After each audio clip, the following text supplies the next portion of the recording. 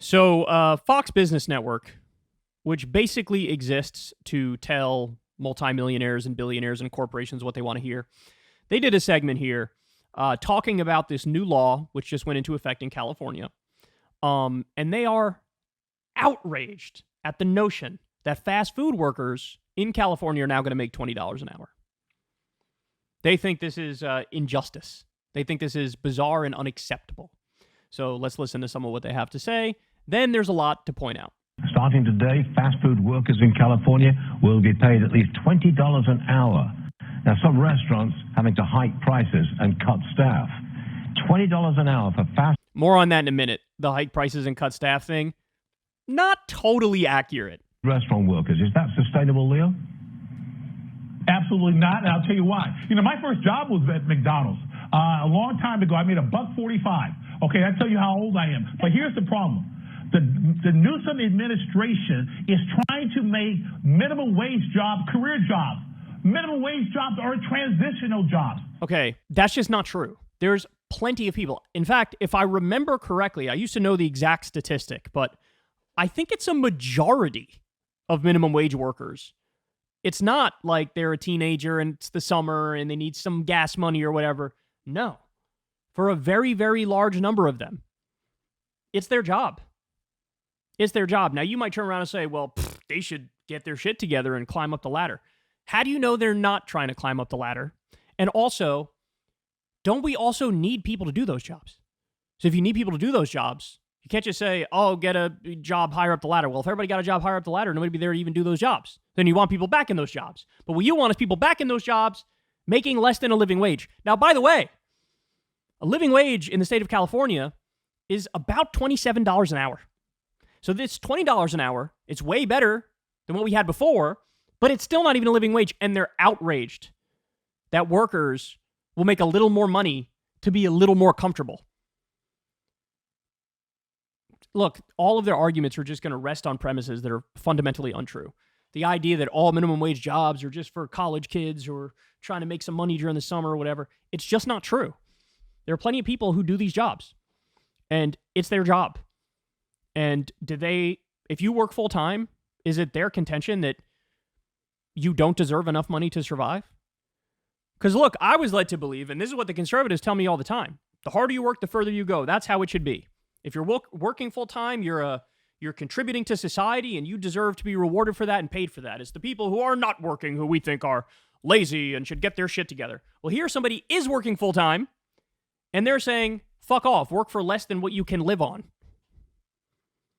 It's so gross. It's so gross. Is trying to make minimum wage jobs career jobs. Minimum wage jobs are transitional jobs. Who's going to pay for that $20 per hour? The consumer. It's a tax. And you know what's going to happen? Small businesses are going to be driven out of California. This minimum wage law is insulting to the average mom and pop store because... Okay. Now let me give you a fact in this conversation, which they're leaving out. They did, in California, they did something called sectoral bargaining, which basically means that you're unionized across an entire industry. So in this instance, it's sectoral bargaining for fast food workers. So basically all the workers who work in the fast food industry in California, they all get together, they are unionized, and they negotiate with management for a wage to set across all of the different individual fast food restaurants. That's why it's sectoral bargaining, right? And so what they came to is they agreed to $20 an hour. So in this instance, this just applies to the fast food workers. So to invoke mom and pop, oh my God, the mom and pop shops are really going to get hurt by this. Well, they're just not. That's not true.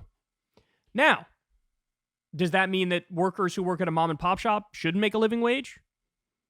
I don't think so. But by the way, there is a really easy solution to that.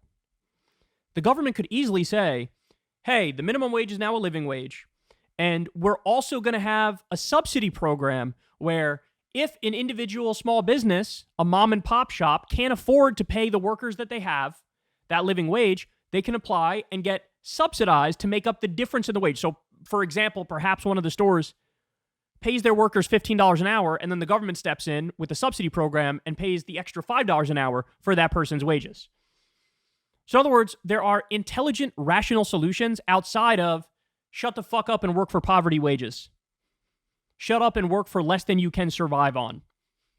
But interestingly, these Fox hosts always default to shut up and work for less than you can survive on. Cannot afford it, Stu. And I'll tell you right now, it is, again, trying to deprioritize career opportunities. So helping workers is actually hurting workers. Got it. You can make a career off a minimum wage job. You cannot.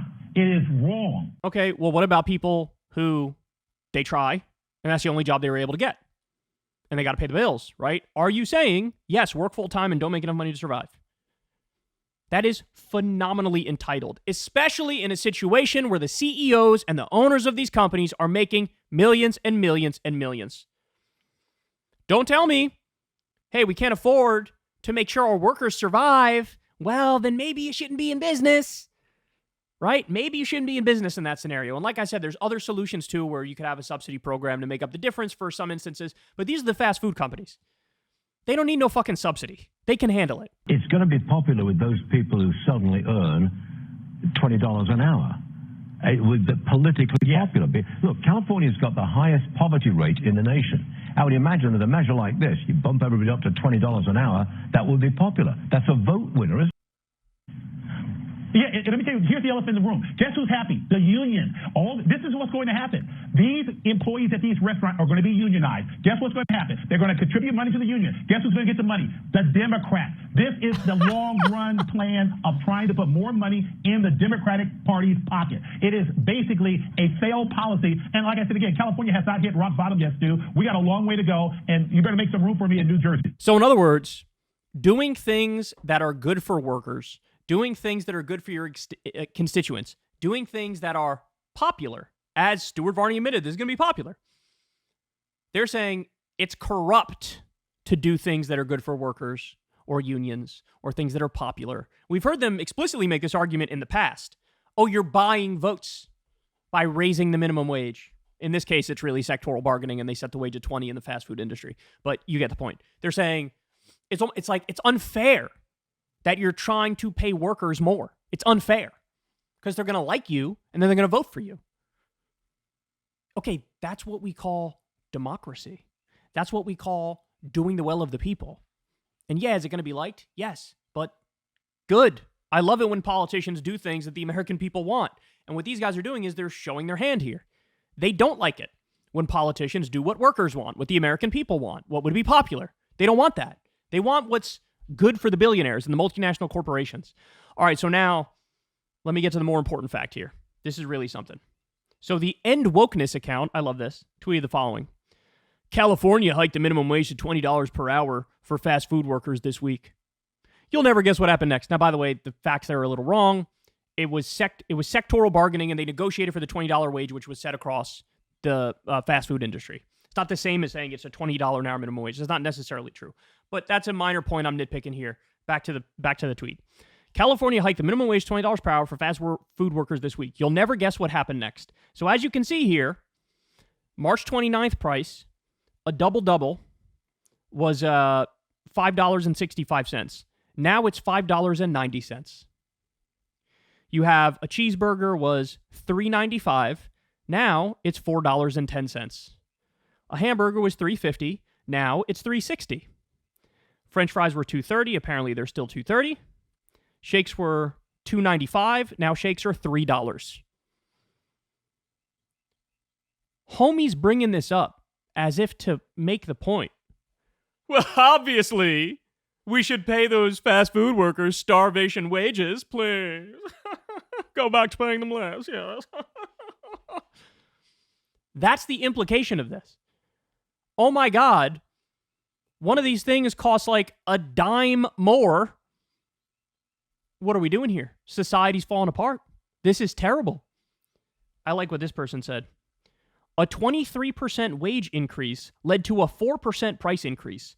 That's called winning at policymaking. Guys, we've seen this before. Somebody did this study. I remember covering this on the show like a decade ago.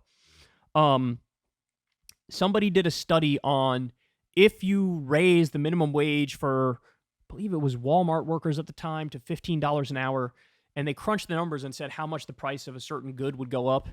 And it was like 4 cents more. It's like, so hold on. Pay the workers a living wage and you only have to pay 4 cents more for some shit? Like, I'm not kidding. Literally, everybody I know would be like, oh, of course. That's a no-brainer. Help the workers out. If somebody works full-time, they should make enough money to survive. That's the least controversial perspective I've ever put out there on this show. That's something where you bring it up to you. Everybody's like, of course. But then when they're actually moving towards that here, you got the end wokeness account, which again, it goes to show you, what does this have to do with wokeness? So the $20 minimum wage is woke? Paying workers who work full-time more money is woke? It's not just about wokeness. In other words, it's now tied into just right-wing beliefs. And apparently, a classic right-wing belief is like, just fuck the workers. What happened? I thought you guys, we're the blue-collar party now, bro. We're looking out for workers, bro. Don't raise their wage. Don't raise their wages. You might have to pay 10 cents more for something at a burger place. God, how sad is this? Everybody needs to understand. This is what these people believe. This is what these people support. This is it. They actually have the belief, if you work full-time, you shouldn't make enough money to survive. Suffer. Sit there and suffer. Serve me and suffer. Hell no, man. Hell no. Not only do I like sectoral bargaining in this instance, I think we should have it in every industry all across the country. And by the way, in that scenario, you wouldn't even need an official minimum wage. There's a lot of Scandinavian countries. Some of them they don't have an official minimum wage, but they have almost like universal unionization. And so wages are set in each industry. And you don't even need a minimum wage because the minimum that anybody is paid is even above what a minimum wage would be, right? And guess what? Those countries aren't collapsing. Those economies aren't in free fall. And in fact, it makes those countries strong. It makes them happier, makes their quality of life better. Turns out paying people a decent amount, paying them enough to survive as they work full time, turns out that creates a healthier and happier society. And again, God forbid in this scenario, 23% wage increase for a 4% price increase. Like, sign me up all day long. Apparently the only people who disagree are the end wokeness types and the freaks on Fox Business Network, whose entire existence is to suck off billionaires, multimillionaires, and multinational corporations. Hey, y'all, do me a favor and like and subscribe. It helps out big time in the algorithm. Click the bell as well for notifications when videos drop, and watch that video on screen right now. You know you want to.